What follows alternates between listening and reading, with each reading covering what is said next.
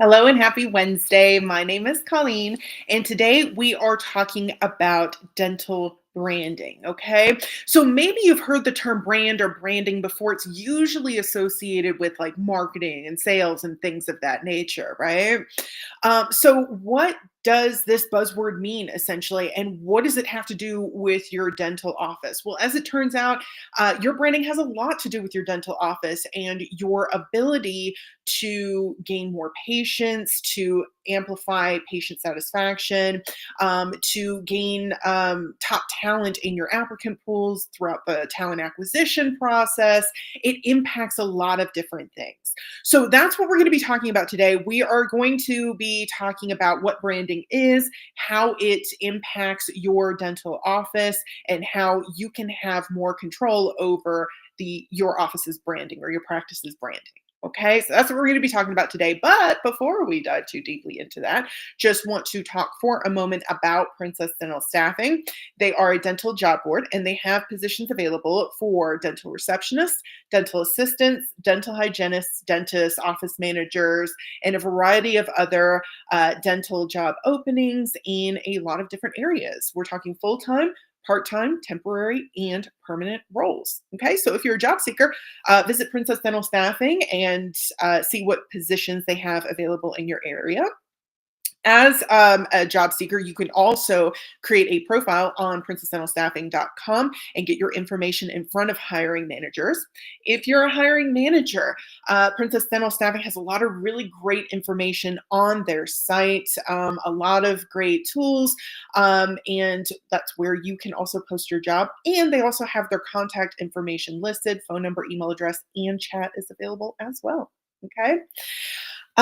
Also on Princess Dental Staffing, you can check out their blog, which covers a lot of the same topics that we cover in these streams. Speaking of these streams, each week Princess Dental Staffing is bringing you a new stream covering a new topic regarding your career in the dental industry. I know we missed last week, so sorry about that, but we're back this week and we bring you these live streams on Wednesdays. Okay, so if you like the content we're bringing you, please do drop us a like. If you want to be part of the conversation, if you have any thoughts or insights, questions about the content we're bringing you or about the dental industry as a whole, be sure to comment below. Okay? All right, so let's talk about branding. Okay, so let's start off by talking about what branding is. Okay, so Seth Godin said that a brand is a set of expectations, memories, stories, and relationships that, taken together, account for a consumer's decision to choose one product or service over another. And in this case, of course, your consumer is your patients essentially, right? It can also be your potential employees, but we'll talk a little bit more about that a little bit later. Okay. But that's a really great definition for what a brand is. And, I think we should kind of break that down a little bit more. So, Seth mentioned four elements in what a brand is: expectations, memories, stories, and relationships. So let's go a little bit more in depth, a little bit more in detail about what those things are in terms of your dental office or your dental practice. Okay. So the first element was expectations. Patients expect specific outcomes based on your practice's history and how you've communicated your values and services. The next element is memories. When patients interact with your office and staff, they create memories, maybe positive, maybe negative, maybe neutral, but they create memories associated with your staff and with your practice. And that can influence how they remember and talk about your service or your practice to other people. Okay. The third element was stories. These are the narratives that you create around your practice, and those can include things like your origin story, your patient successes, community involvement, and all of those different elements. And that helps patients understand your core values and approach to dentistry. Okay, and finally, the last element was relationships. The interactions and bonds that your team builds with patients form an overall impression and foster long term loyalty with patients. Okay. So those are sort of the four elements that Seth talked about, and how they relate essentially to the branding of your dental practice. Okay. Not only that, but branding also includes things like your practice's identity, its reputation. It can also encompass your patient's emotional and practical perceptions when they hear the name of or interact with your business. Okay. Um, and those things can be influenced by your logo, your tagline, your website design, your front office wait room, and how it kind of appears to patients and also staff members as well. Your staff members, especially patient interactions that they've had with your staff, staff experiences, and patient experiences. So all those things kind of come together to form, your brand in the minds of your patients. Okay. So I know that's kind of a lot to kind of take in. So let's talk about an example, a practical, real world example. Okay. So most dentists are familiar with Invisalign, right? We've heard Invisalign. Heck, a lot of consumers know what Invisalign is, or if you've ever been to the dentist, you've heard of Invisalign. I know I definitely have. So let's talk a little bit about Invisalign and their brand and how it kind of how it kind of manifests, right? So, what makes Invisalign so exciting? They're not metal braces, right? They're not those traditional metal braces like I had to have, right? So Invisalign distinguishes itself from braces by providing patients with a solution to one of the biggest problems when it comes to getting straight teeth. Wearing those really cumbersome metal braces. Some people are kind of embarrassed by them. They can also be, when you first put them on, they hurt a little bit, or at least they hurt me when I first put them on. Many a year ago. But they provide Invisalign distinguishes itself because it provides a solution to a common problem. Okay. So, what is the biggest problem that your patients face, and how do you provide a solution for it? Most of your patients will probably recognize that the Invisalign brand immediately, right? And that's what you want for your brand. Instant recognition. And other things that contribute to Invisalign's brand are consistent messaging, visual identity, and reputation, right? So those things go a long way to helping establish Invisalign's brand and becoming a recognizable name. Okay. And those are the kind of the things that you want for your brand too, right? You want to be recognized. You want the messaging to be consistent from patient to patient. You want a visual identity so that when patients see your brand or whatever it is, your logo, right? They recognize who it belongs to, and they recognize the practice, right? So you can definitely think about Invisalign as a great example here of branding and how it impacts how consumers or patients feel about the product itself, right? And you can also use it as a great example to mimic, and you can mimic what they've done to communicate those things for your brand. Okay. All right. So we've talked about what a brand is essentially, and we've given a real world example that is Invisalign and how that brand, a real world example of what branding does. So let's talk a little bit more about why branding matters. It matters because your practice already has a brand. Whether you want it to or not, it already has a brand. The question is whether or not you had a hand in creating that brand. Okay. And the question is whether the creation of that brand was intentional or just it was just happenstance. It just kind of developed that way, right? Patients have already formed impressions based on your website, the appearance of your office, online reviews, and kind of what their friends tell them about their experience of the office, their personal interactions with your staff and appointments and those sorts of things. All of those things kind of come together to solidify an idea in the minds of your patients about what your practice's brand is. Okay. So again, the question is whether or not you had a hand in creating that brand or whether it just kind of evolved free of your kind of control. So an intentional positive brand rather, does a few things, and this is why having a brand matters. A good brand attracts new patients, retains existing staff, attracts top talent staff, right, when you have job openings, and sets your practice apart from competitors. So it's definitely something that you want to be engaged in. It's something that you want to have a hand in and some control over. Okay, because you have a message and you want to make sure that message comes along across clearly to your patients and to your staff. Okay, so your brand strengthens if you consistently fulfill patient expectations through excellent care, professional interactions, and a welcoming environment.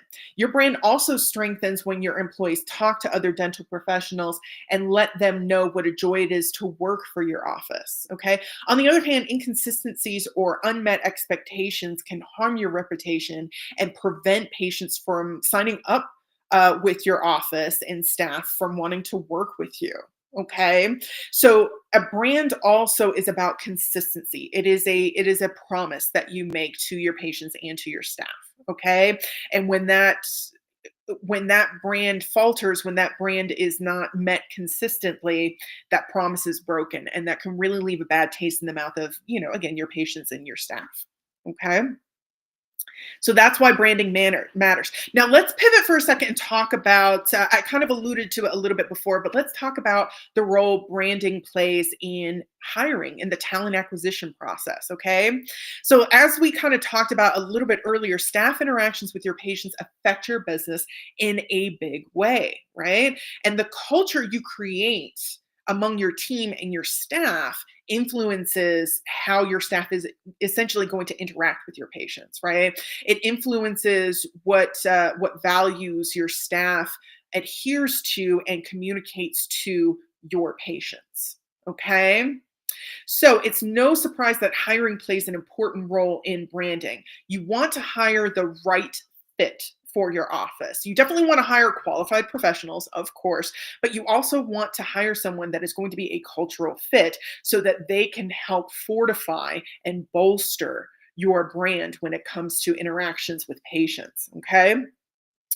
Hiring the right staff will propel your band, your band, of course, your brand and your business.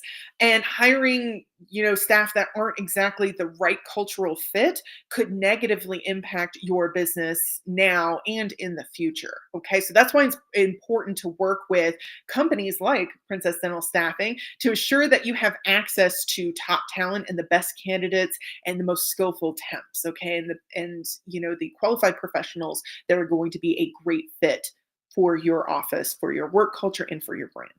Okay.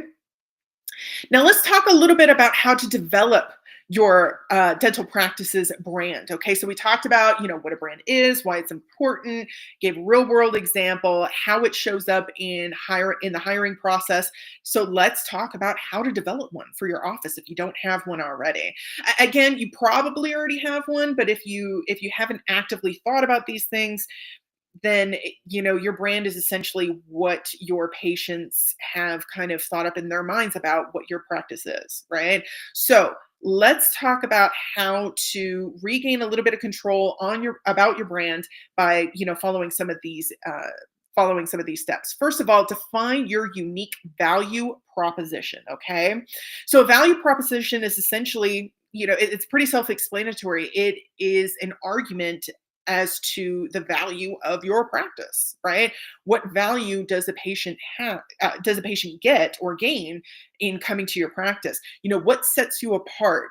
Perhaps it's your specialty in pediatric care, state-of-the-art equipment, or focus in patient comfort. Whatever it is, make sure that you define what your unique value proposition is and why that is valuable or should be valuable to your patients, right? Next, create visual elements. Okay, develop a professional logo and a memorable tagline that communicates your practice's personality and values.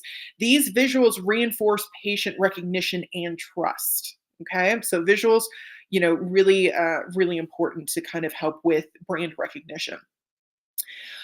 Number three, be consistent. So your branding should be consistent across every channel, right? Including your office sign, website design, social media profiles, patient emails, and print materials. Your logo is your logo, and it should be the same one all across your platforms. Okay. Number four, appeal to your patients. Your branding strategy should appeal directly to your patients. Again, this is about what they want and they need, and you need to be able to communicate, why they need A, B, and C and why that's valuable to them. So appeal directly to your patients, not just to you or your staff. Consider what your ideal patient values and use that in your branding and marketing. Okay. Number five, treat your staff well. Okay. That's a given, right? Treat your staff well, because part of your reputation is how well your staff enjoys working with you.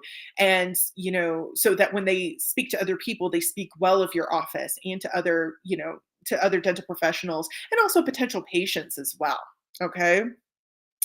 And finally, number six, perform regular audits. Okay. Periodically, you want to review your branding materials. And here are some questions that you might ask. First, is it consistent, right? Is your branding consistent across all your platforms and communications? Does your branding accurately reflect your office? And if not, you may need to do some work, maybe on the branding and or within your office. Okay. Um, does your brand communicate the quality of care patients can expect? Does it communicate the type of office an employee would want to work in? And what values does your branding exude? Does it match the values that your patients of the patients that you want to serve? Right, your target audience, your target patients. Does it match the values that they want? Okay. So, it's not enough to just develop a brand and to implement it. You also want to check on it on a regular basis to make sure that it's still in alignment with what patients need, all right, and what they value, okay, and also employees as well, okay. All right. So, um, so that is essentially branding and why it's important. A strong brand for your dental business is deliberate, consistent, and patient centered. It also includes staff sentiment toward your company, so don't neglect that side of the equation. Good branding effectively communicates why patients should select you above others and why dental staff would want to take your job instead of taking a job at another dental office or another practice. Okay. It leaves a lasting impression that promotes referrals and loyalty from both staff and patients. So, brand is just so, so crucial in helping you to achieve your business goals. Investing in your brand should not be taken lightly. It is the cornerstone of your practice's long term success and growth. Okay. So hopefully you have a little bit more insight into, what branding is, how you can use it in your dental office or practice, and why it's valuable, and just kind of how to go about creating a brand, implementing a brand, and making it last and work for you in the best way possible. Okay. All right. So thanks for tuning in today, everyone, and learning about branding. We will be back next week covering a new topic regarding your career in the dental industry. Until then, hope you have a great week. Have a great weekend. Continue to stay safe out there. See you soon.